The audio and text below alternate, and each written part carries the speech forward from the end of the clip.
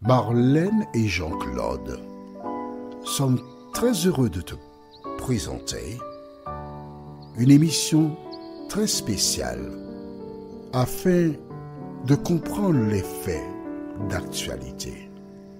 Merci pour ta fidélité. Merci pour ta disponibilité aussi. Nous sommes très heureux de continuer cette série sur la mort. Et aujourd'hui, nous parlerons de l'amour des défunts. Que se passe-t-il? Notre référence se trouve au livre de Ecclésiaste, chapitre 9, les versets 1 jusqu'au verset 6. Tu as trouvé?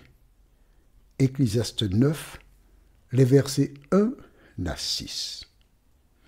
Avant d'aborder ce thème, recherchons la présence de Dieu. Saint-Esprit, merci. Merci de continuer de nous construire et de placer en nous la vérité. Cette grâce, nous te la réclamons au nom de Jésus et pour ta gloire éternelle. Amen. Quand j'étais enfant, j'avais beaucoup d'amis. J'aimais jouer. Et des amis qui venaient d'une certaine communauté religieuse. Tu vois bien que je ne nomme pas de nom, je ne fais pas d'allusion, tout simplement parce que mon objectif n'est pas de tirer sur aucune communauté religieuse, mais seulement présenter la vérité, l'évangile, rien d'autre. Pourquoi? Jésus a déclaré: et quand j'aurai été élevé de dessus de la terre, j'attirerai tous les hommes à moi. Toute personne qui est envoyée par Jésus ne va pas tirer sur des communautés religieuses. Elle ne présente que la vérité. Et il ne reste qu'à celles et ceux qui entendent la vérité de comparer ce qu'ils ont reçu comme enseignement avec la vérité et de se laisser guider par le Saint-Esprit. C'est aussi simple que cela. Alors, nous allons lire dans le livre de Ecclésiaste, chapitre 9, à partir du verset 1er. Pourquoi? Parce que le premier verset nous permet de comprendre la suite. On y va. Oui, j'ai appliqué mon cœur à tout cela. J'ai fait de tout cela l'objet de mon examen et j'ai vu que les justes et les sages et leurs travaux sont dans la main de Dieu et l'amour aussi bien que la haine. Les hommes ne savent rien.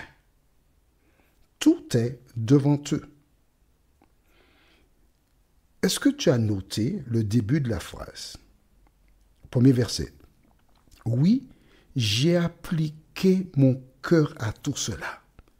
Il s'est appliqué, il n'a pas fait les choses à la légère.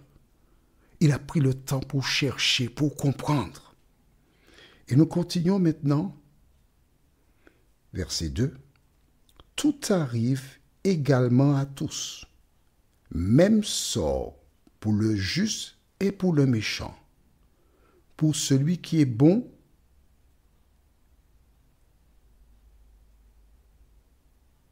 et pour celui qui est impur, pour celui qui sacrifie et pour celui qui ne sacrifie pas. Il en est du bon comme du pécheur, de celui qui jure comme de celui qui craint de jurer. Ceci est un mal parmi tout ce qui se fait sous le soleil. C'est qu'il y a pour tous un même sort. Est-ce que tu vois que nous avons vu récemment, toujours au livre d'Ecclésiaste, chapitre 3, les versets 16 à 20, qu'il y a un même sort? Tu te rappelles? On va le lire rapidement. 3, verset 19. car le sort des fils de l'homme et celui de la bête est pour eux un même sort. Il a bien compris cela, Salomon. Il persiste, il signe, il continue en rappelant que l'animal et l'homme ont le même sort. Mais il dit aussi que les humains, quel que soit leur niveau, pur, impur, méchant, bon, ils ont tous le même sort. Aussi, la suite du verset 3, le cœur des fils de l'homme est plein de méchanceté. Pourquoi? Parce que l'homme est né dans le péché et formé dans l'iniquité. C'est bon? C'est clair? On continue. Et la folie est dans leur cœur pendant leur vie. Après quoi, ils vont chez les morts. Ok? C'est-à-dire que de ton vivant, tu as de la méchanceté, tu as de l'amour, tu fais plein de choses de ton vivant. Et que tu le veuilles ou pas, puisqu'il dit, après cela, ils vont où? Alors, écoute, mais tu l'as lu, c'est écrit là. Après quoi, ils vont chez les morts. Et là, Salomon, rappelle-toi, il s'est appliqué, il a cherché, il voulait comprendre. Il s'est basé sur des recherches. Et que déclare-t-il?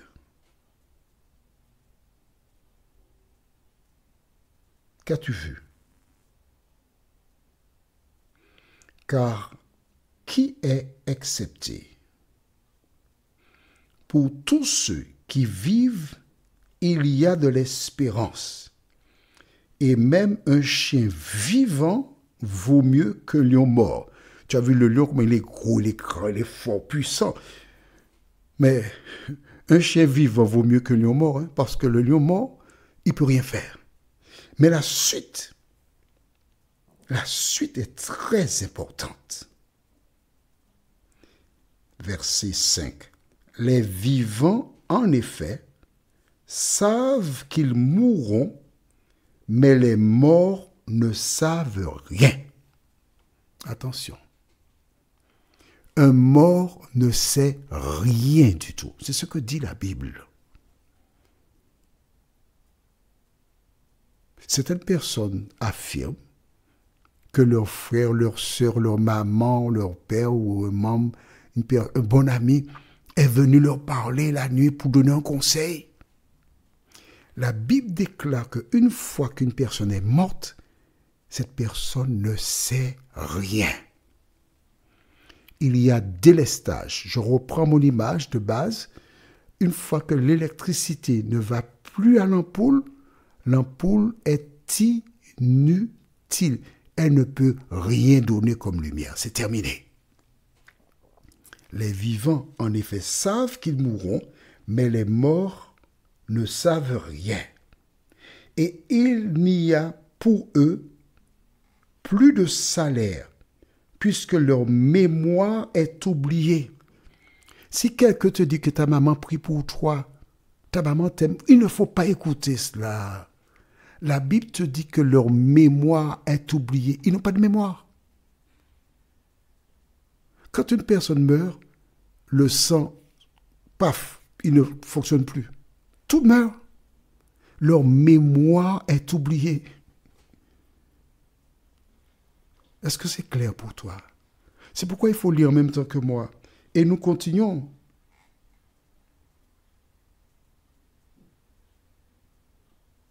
Et leur amour, et leur haine, et leur envie ont déjà péri. Et la fin de ce verset, elle est belle, parce que la Bible déclare, et ils n'auront plus jamais aucune part à tout ce qui se fait sous le soleil. Une fois que tu es mort, tu es enterré, plus jamais tu reviendras sous le soleil. Qu'est-ce que ça veut dire? Ça veut dire que tu ne laisseras pas la terre pour monter au-dessus de la terre, puisque la Bible te dit et ils n'auront plus jamais aucune part à tout ce qui se fait sous le soleil. Pourquoi? Parce que le mort, on le met dans la terre ou encore dans une tombe et c'est terminé. C'est fini. Il ne reviendra plus sur terre. Est-ce que tu as compris cela? Est-ce que c'est clair pour toi? C'est vrai, tu me diras que tu as vu ta maman, mais tu as vu X, Y, Z. D'accord, mais rappelle-toi, nous avons vu que le diable est le père du mensonge et qu'il se déguise en ange de lumière. Vois-tu, je comprends que tu sois en difficulté. Je comprends ça. Parce que c'est sûr que tu as vu ta maman ou un ami, ou tu as vu. Tu sais ce que tu as vu. La prochaine fois que tu vois quelque chose, dis, arrière de moi, Satan. Laisse-moi te raconter très brièvement ce qui arrivait à une dame, une Américaine, qui, lors de la Seconde Guerre mondiale, son fils a disparu. Après 1 an, 2 ans, on a conclu qu'il est mort. Cette dame est une chrétienne. Disons, elle allait dans une église protestante. Et elle a été tentée d'aller voir un monsieur qui faisait monter les morts. Elle a été, et elle a expliqué sa situation, et elle a vu son fils. Elle s'est levée pour aller vers lui. Et il a dit, non, non, non, ne viens pas, ne viens pas. Ah, mais elle était satisfaite, elle voyait son fils. Ils ont conversé. Elle a payé. Et la semaine d'après, elle est retournée revoir son fils. Et cela a duré au moins pendant 6 mois. Et un matin, quelqu'un frappe à la porte de sa maison. Elle ouvre et elle voit son fils. Ah, elle a sursauté. Mais comment? Pourquoi tu es là? Elle dit, maman, je suis revenu à la maison. Mais non! Mais tu es mort.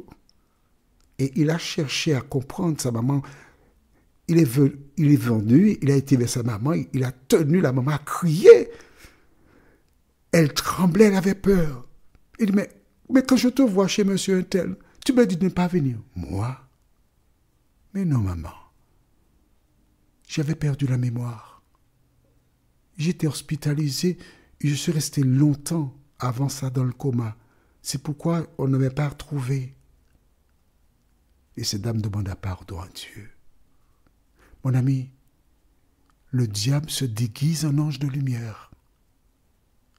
Si d'aventure, tu as l'habitude de voir quelqu'un qui te dit être ta mère, ton frère, ta sœur ou autre, la prochaine fois, tu dis arrière de moi Satan et tu verras qu'elle ne reviendra plus jamais. Prions. Notre Seigneur et notre Dieu. Nombreux sont celles et ceux qui ont été trompés, qui sont encore trompés, mais qui aujourd'hui ont lu dans la Bible.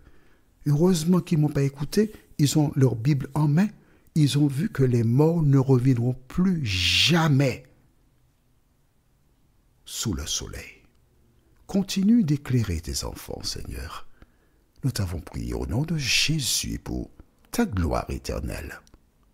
Amen. Que l'Éternel continue de t'éclairer. Et il me tarde de te retrouver. Nous sommes parvenus au terme de notre réflexion. Si d'aventure tu as une question, il te suffit d'envoyer un message par le biais de WhatsApp au numéro suivant, plus 596 696 88 93 93. Et alors Jean-Claude, moi, je me ferai un réel plaisir de répondre à ta question.